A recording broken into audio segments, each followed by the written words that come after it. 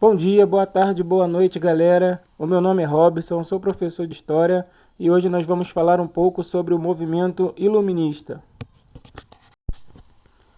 Então, o iluminismo foi um movimento intelectual que surgiu durante o século XVIII lá na Europa.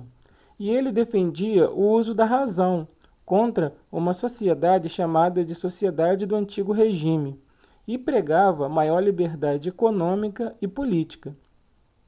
E esse movimento promoveu mudanças também econômicas e sociais, baseadas principalmente nos ideais de liberdade, igualdade e fraternidade.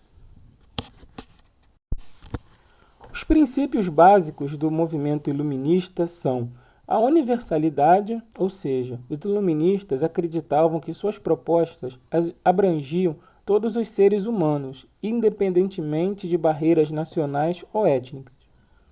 Eles defendiam também a individualidade, ou seja, os seres humanos devem ser vistos como pessoas concretas e singulares, e não apenas como integrantes de uma coletividade.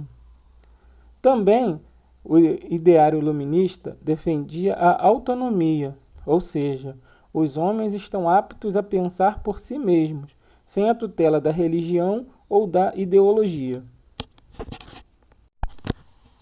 Dessa forma, os interesses difundidos pelos iluministas iam ao encontro dos interesses da burguesia, pois ambos adotavam uma postura crítica em relação à tradição cultural e ao absolutismo. O liberalismo político foi uma teoria que tinha como base a ideia de que o Estado resultava de um contrato entre governo e governados, ambos regidos por uma Constituição. Em uma perspectiva econômica, a crítica ao absolutismo tinha como alvo a interferência do Estado na economia, por meio de concessão de monopólios e da cobrança de elevados impostos. A enciclopédia pode ser considerada a maior expressão dos princípios iluministas de crença no poder transformador da razão. O acúmulo de saber e uma educação norteada pela razão deveriam fomentar a capacidade de raciocinar de modo autônomo e a responsabilidade própria. O despotismo esclarecido foi um modelo de administração baseado nas teorias iluministas, mas sem abrir mão do absolutismo. Temos como exemplo a rainha Catarina II da Rússia, o rei José II da Áustria, Frederico II da Prússia e o Marquês de Pombal, que na verdade ele não era um monarca, e sim um conde português, ministro do rei Dom José de Portugal.